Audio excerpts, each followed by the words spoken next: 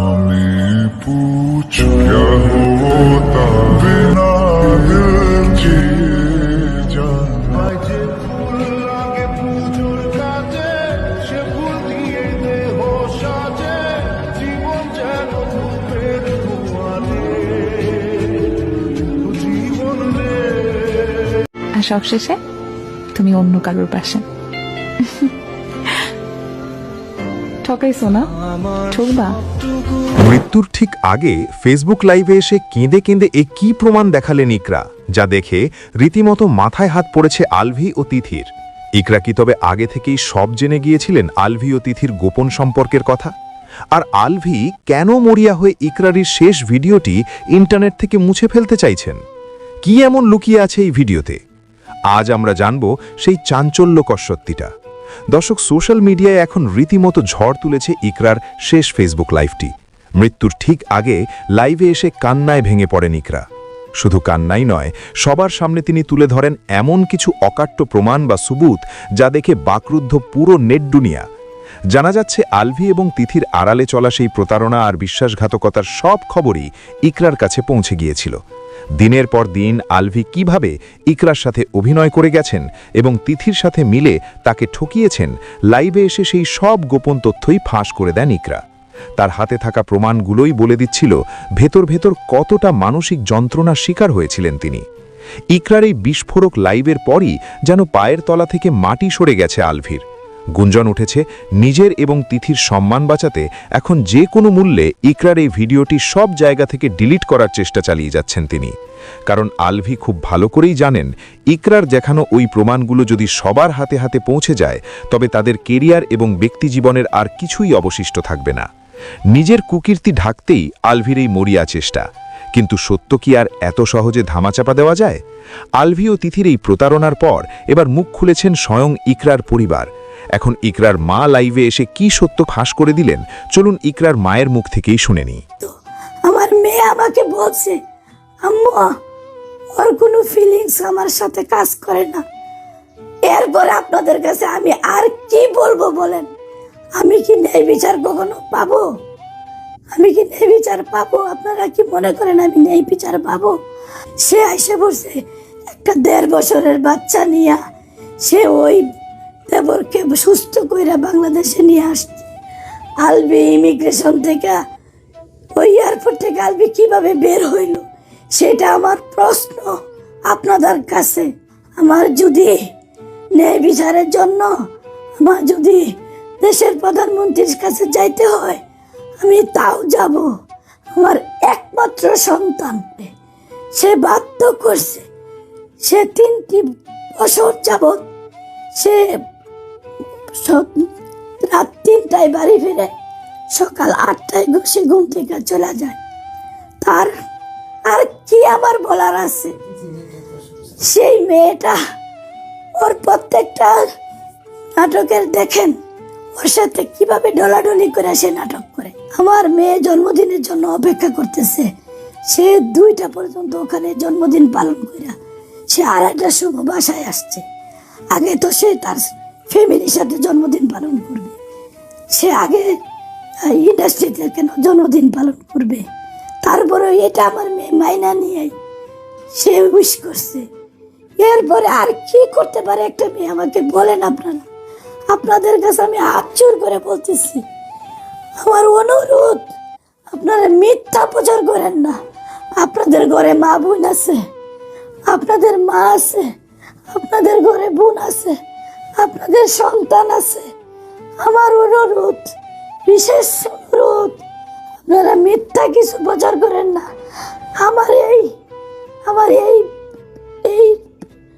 এটা যদি সত্যভাবে যদি প্রচার না হয় আমি বলবো যে দুনিয়াতে কোনো সত্য নাই, কোনো সত্য নাই। দুনিয়াটা পৃথিবীটা মিথ্যায় ভরে গেছে। আমার এত সুন্দর মেয়েটা, এত সুন্দর মেয়েটা ওর সন্তানকে কি ভালোবাসতো, ওই বাচ্চাটা ওর মাকে যে কি ভালোবাসতো, কিভাবে যে মাকে সে ভালোবাসতো। এত এই যে ইকরাপুর হাজবেন্ড যে এখনো রাস্তায় রাস্তায় কুলঙ্গারা বাচ্চাটা ঘুরে বেড়াইতেছে, কেন ঘুরে বেড়াবে? এখনো তাকে আইনের আওতায় কেন আনা হচ্ছে না? পরকীয়ার হার বেড়ে গেছে আমাদের বাংলাদেশে। এই যে আপু বলে গেল একটু আগেই যে কেউ না সে আমার কয়েকটা ইভেন্টে তার সাথে দেখা হয়েছে, তাই আমার এত মায়া। ওই কুলঙ্কারের বাচ্চার কি একটু মায়া হয় নাই? কিভাবে সে পারলো লাশটা না দেখতে পারতে আসতে? কিভাবে পারলো সে? আমরা দেখছি কিছু স্ট্যাটাসে সে লিখেই দিছে, তুই ইকরা আপু কিন্তু লাশ লিখে দিছে, তুই আমার লাশের আশেপাশে আসবি না। আল্লাহ হয়তো এটাই চাইছে যে তুই যেন আমার লাশের আশেপাশে না আসিস। আল্লাহ হয়তো এটাই চাইছে। আমরা চাই আপু এইটার জন্য একটা শাস্তি হোক। আমরা এর জন্য একটা মানববন্ধন আমরা রেখেছি। আমরা প্রত্যেকটা নারী, প্রত্যেকটা ইকরা জানি আর এরকম জানি কাহিনী না ঘটে। আমরা এটাই চাই প্রত্যেকটা নারী জানি সামনে এগিয়ে যায়, এরকম পরকীয়া জানি না হয়। আর তিথি, ওকে কেন আইনের আওতায় আনা হইতেছে না? আমরা জানি বাংলাদেশে 50% ছেলে মেয়ে খারাপ হয়ে গেছে, এদের আইনের আওতায় কেন না আনা হচ্ছে না? নতুন সরকার কি করতেছে? তাদের জানি আইনের আওতায় আনা হয়। প্রত্যেকটা নারী জানি আর এরকম ভাবে ইকরার মতো আত্মহত্যা না করে। আর এই কুলঙ্গারের বাচ্চা রাস্তায় ঘুরে বেড়াচ্ছে, ওকে বরকট করতে হবে। এই যে আপু বলছে ওকে বরকট করতে হবে। ওকে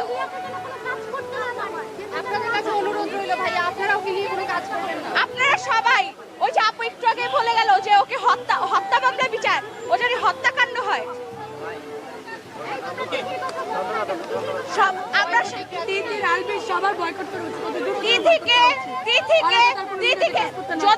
যদি কেউ কোন সরকার যদি না পারে কিছু করতে, তাহলে জানি আমাদের হাতে তুলে দেয়। আমরা ওর বিচার চাই, আমরা বিচার করব।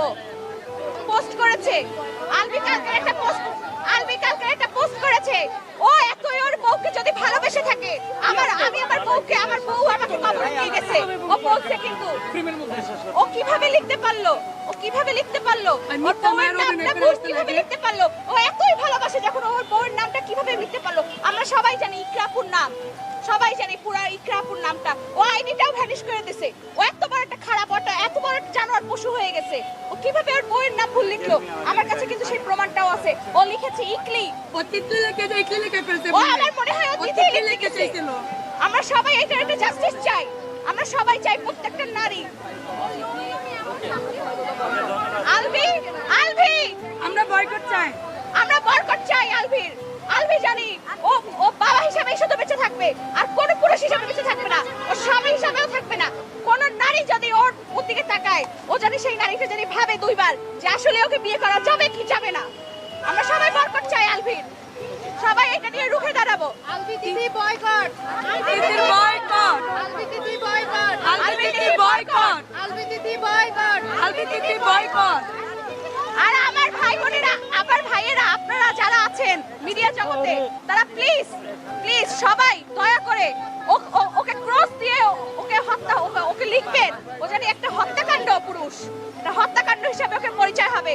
ও কোনো কেউ আত্মহত্যা লিখবেন না, এটা হত্যা, এটা পরিকল্পিত হত্যা। এটা পরিকল্পিত না, কেউ আত্মহত্যা লিখবেন না, কেউ আত্মহত্যা লিখবেন।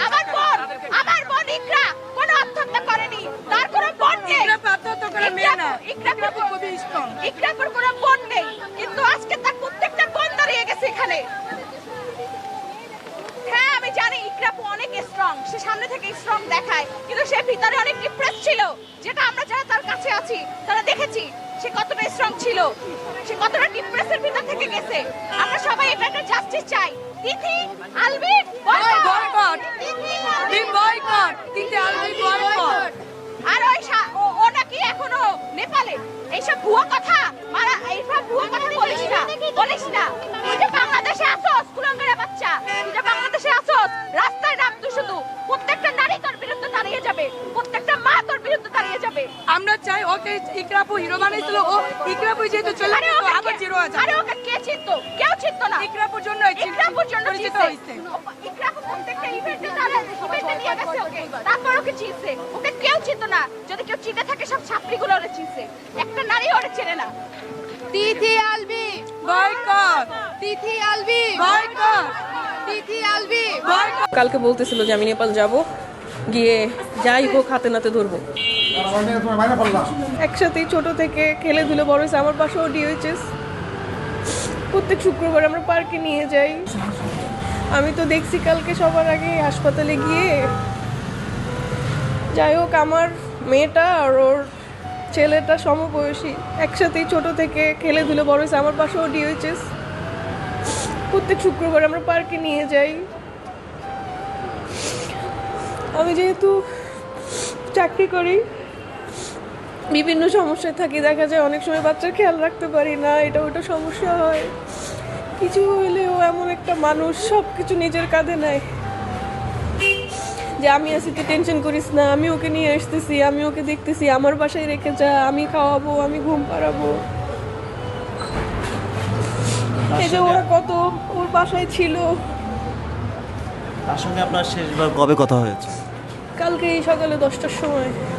কি বলেছিল? সকালে 10টার সময় নর্মাল কথাই হয়েছে, কি করতেছিস, কেমন আছিস। ও বলতেছিল ওর একটু খারাপ লাগতেছে শরীর, 2 দিন ধরে নাকি খাওয়া দাওয়া করতেছে না ঠিক মতো।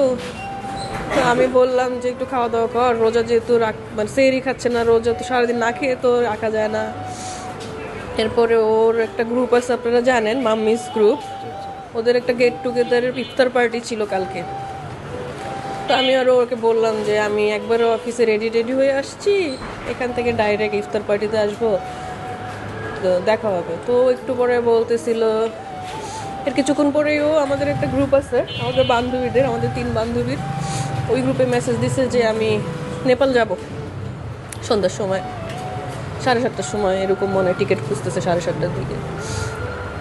তো আমি তখন বললাম আচ্ছা মাথা ঠান্ডা কর, আজকে প্রোগ্রাম যেহেতু আছে, এত মানুষের আয়োজন, আমি বলছি প্রোগ্রামটা করে এরপরে যা, মাথা ঠান্ডা করে। আমার মাথায় ছিল যে ভাই 7:30টার সময় যেহেতু যাবে, অ্যাটলিস্ট যাবে, নয়তো ওর সাথে আমাদের ইফতারে দেখা হবে। এরপরে 2 ঘন্টায় কী হয়েছে জানি না। আচ্ছা আপু, আমরা একটা বিষয় জানতে চাচ্ছি, সে কি আসলে আত্মহত্যা করতে পারে বা আত্মহত্যা করার মতো মেয়ে? ওইরকম মানুষই না। আচ্ছা আপু, আপনার কাছে কি মনে হচ্ছে?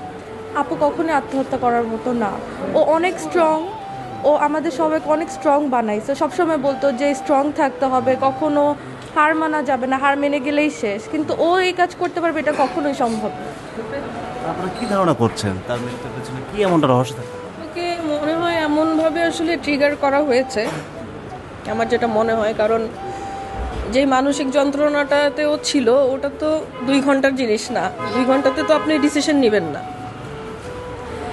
তো এমন আগের দিনও, মানে কালকে তো কাহিনীটা হলো, ঘটনাটা হলো, এর আগের দিনও ও বাসায় ওর যেই ওর বেডরুমেরও শখের জিনিসপত্র, ফার্নিচার সব সরিয়ে অন্য রুমে নিয়ে গেছে, ওর বাচ্চার যে রুম ওই রুমটাতে নিয়ে গেছে, কারণ সে আলাদা থাকবে। ঠিক আছে, তাদের ঝগড়া হয়েছে, যাই হোক, সে আলাদা থাকবে। সে বলতেছিল যে আমি ফার্নিচার আলাদা করে ফেলছি, কয়দিন পরে দেখি যদি মানে নিজেকে একটু শক্ত করি, বাসা টাসা নিব বা কিছু একটা। তো আমরা চিন্তা করছি আচ্ছা মা, দাম্পত্য জীবনে তো সমস্যা হয়ই, আচ্ছা ঠিক আছে, এখন ওর মনে শান্তিটা দরকার। ওর মনে হয়েছে যে এখন আলাদা হয়ে যাবে, আচ্ছা ঠিক আছে, ও শান্তিতে থাকুক, ও ঠিক থাকে, তোর যেটা মন চায় তুই আপাতত কর, বাট নিজেকে শান্তিতে রাখ। অ্যান্ড ও যদি এরকম ভালনারেবল সিচুয়েশন থাকতো, তাহলে ও বলতো না যে আমার মরে যেতে ইচ্ছে করতেছে। যেমন আগে অনেকবার সিরিয়াস কিছু হলেও বলতো যে আমার মনে বাঁচবো না, আমার কিছু হলে তোরা ওকে দেখে নিস, যেটা আমরা বলি নর্মালি। কিন্তু এবারও কিছু বলে নাই। না, আমরা সবাই শুনতেছি, আপনারাও শুনতেছেন, সেটা হচ্ছে গিয়ে ওর স্বামীর যে এক্সট্রা ম্যারিটাল অ্যাফেয়ার, এটা নিয়ে অনেক দিন ধরে ওর ভিতরে যুদ্ধ চলতেছিল। তো হতে পারে এটা থেকেই মানসিক যন্ত্রণায় ছিল। আমি যতটুকু দেখতেছিলাম লাস্ট কয়েকদিন, আমরা যতটুকু জানি এটা নিয়ে ও মানসিক যন্ত্রণায় ছিল, বিশেষ করে ও যখন গেল নেপালে। মানসিক যন্ত্রণা কোন বিষয়টা নিয়ে? ও যে ওর হাজব্যান্ডের যে এক্সট্রা ম্যারিটাল অ্যাফেয়ার, সেটা নিয়েই ও কয়দিন ধরে খুব মানসিক যন্ত্রণা, এই জন্যই সে নেপালে যেতে চাচ্ছিল। আপনারা নিশ্চয়ই অলরেডি জানেন যে ওর হাজব্যান্ড নেপালে আছে শুটিংয়ে। সো এই জন্যই ও কালকে বলতেছিল যে আমি নেপাল যাব, গিয়ে যাই। আলভির মা মেরে ফেলছে। দেখেন, ফার্স্ট অফ অল উনি তার মেয়েকে হারাইছে গতকালকে। আমার সাথে কি ভাবে ঝগড়া লাগেনি কোনো, ছোটোবেলা আমরা একসাথে পিঠাপিঠি বড় হয়েছি। ভাইয়া শুটিংয়ে আছে, নেপালে শুটিংয়ে গিয়েছে, গতকালকে ওর শুটিং প্যাক আপ হয়ে গেছে আমি যতটুকু শুনেছি। ও আজকে ঢাকা ব্যাক করতেছে ইনশাল্লাহ। ও হয়তোবা মানে ওর কানে যে বলে না যে your mother is no more, but ও বুঝতেছে বিষয়টা। আসলে টু বি ভেরি অনেস্ট ভাই, এটা যারা মিডিয়াতে আছে সবাই জানে, আমি জাহের আলভি ভাইয়ের ভাই।